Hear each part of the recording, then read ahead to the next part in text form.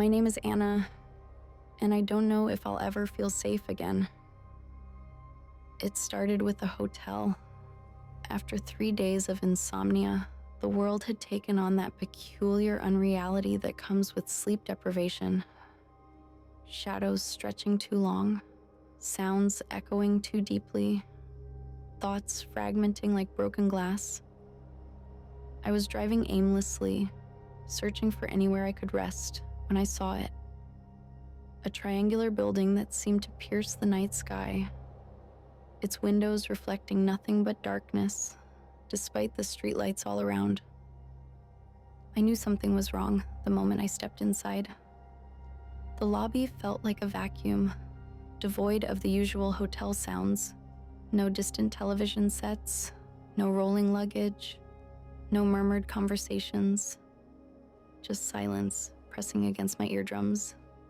The receptionist handed me a key, their hand trembling ever so slightly. Their skin looked waxy under the fluorescent lights, too pale, too smooth. "Room 111, they murmured, their eyes flickering with something unspoken. When they blinked, it was too slow, like their eyelids were moving through syrup. I told myself it was just the insomnia. The hallway to room 111 stretched endlessly, its dim lighting buzzing faintly. The carpet muffled my steps in a way that felt wrong, like each footfall was being swallowed by something hungry. The walls seemed to pulse slightly, but when I looked directly at them, they were perfectly still. When I opened the door, a wave of unease washed over me. The room was small and unremarkable, but the air was heavy and carried a faint metallic tang that clung to the back of my throat. It tasted like old pennies and fear. Shadows gathered in the corners, too dark and too still. I tried to tell myself it was just my imagination, just the exhaustion playing tricks on my mind. But deep down, I knew. The room began to take me, piece by piece. It started as a weight in my chest, growing heavier with each breath. My thoughts turned darker, clouded by something I couldn't name. A soft tapping sound came from somewhere inside the walls, like fingernails against wood. The first time I blacked out, I woke up by the window, my hands pressed against the cold glass. The second time, I was sitting on the bed, staring at the door, my mouth moving in words I couldn't hear. By the third time, I was in front of the mirror.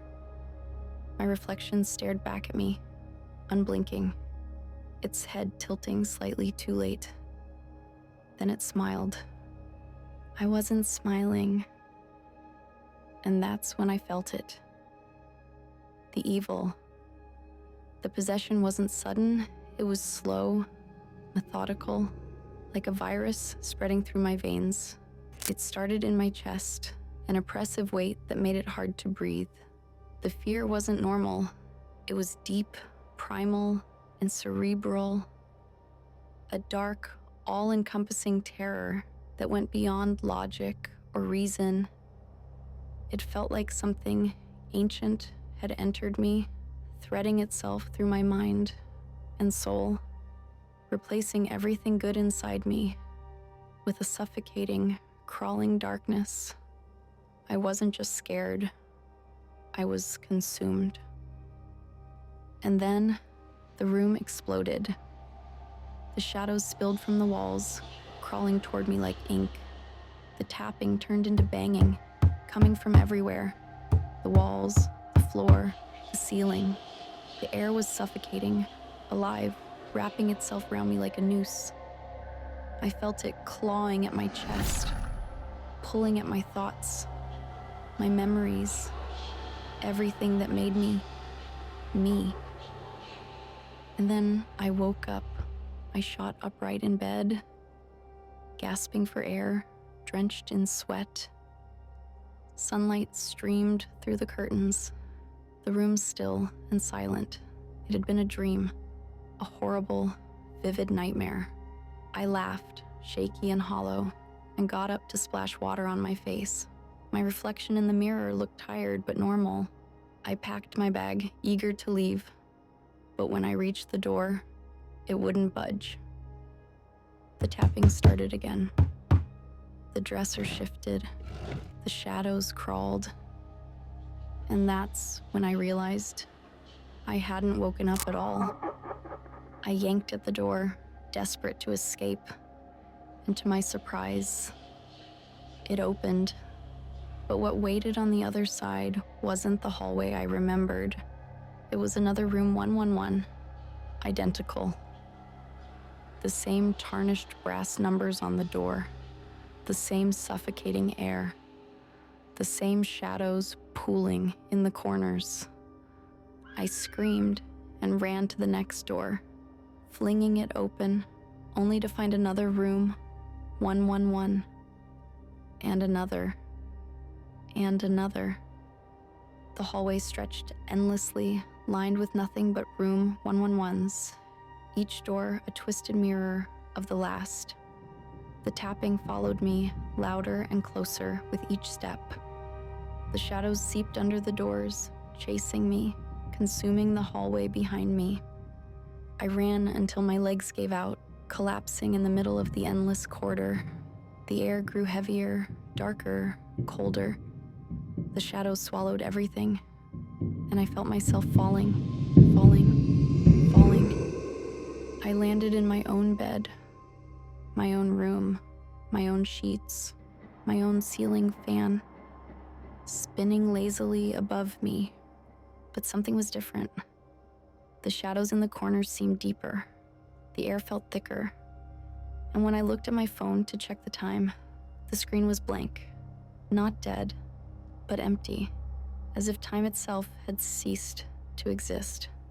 I got up, my movements slow and uncertain, and walked to my bedroom door. My hand trembled as I reached for the handle. Behind it, I knew, would either be my hallway or room 111. But I realized with a horror that settled deep in my bones that I no longer knew which one was real. Because that's what room 111 does. It doesn't just haunt you, it infects reality itself. It makes you question every door you open, every shadow you see, every reflection that moves a fraction too slowly. I've been writing this for days now, or maybe hours, or years. Time doesn't work right anymore. You know what I mean, don't you? Those moments when you check your phone and it's 3:47 and you look away for what feels like ages, and when you look back, it's still 3:47, even though you're sure minutes have passed. Or when you're driving a familiar route and realize you don't remember the last 5 minutes. Or was it 5 miles? These glitches have always been there. We just got good at looking past them. Sometimes I think I've escaped. I go about my life. I eat, I work, I laugh with friends. But then I'll notice something. A coworker's smile that holds too long.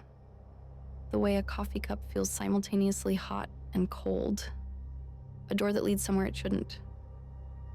Those moments when you call out to someone in public and they turn around, and for a split second, their face isn't quite finished.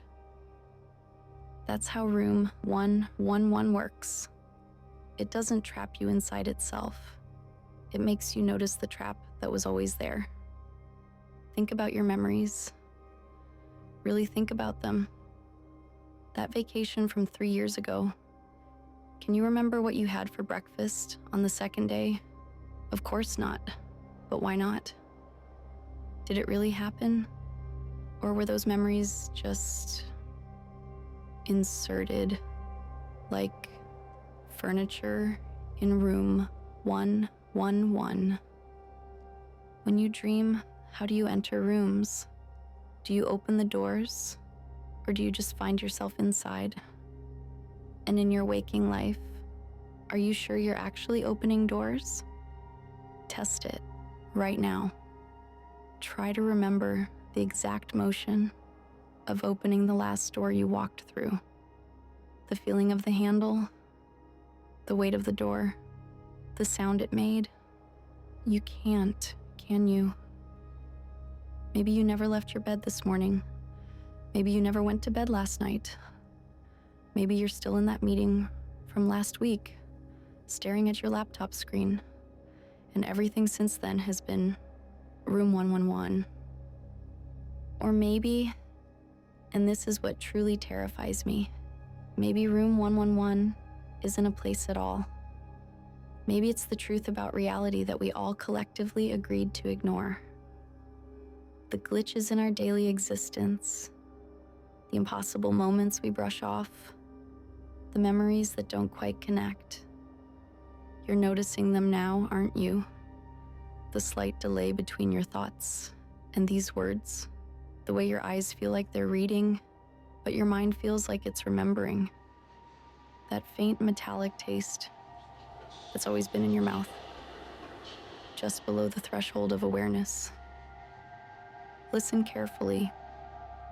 Behind the ambient sounds around you, behind the traffic or the hum of your device or the silence itself, can you hear it? That soft tapping sound? It's always been there. We just learned not to hear it. Welcome to room 111. Or maybe you never left. This is Shaded Girl. Thank you for watching. Please like and subscribe if you enjoyed this video.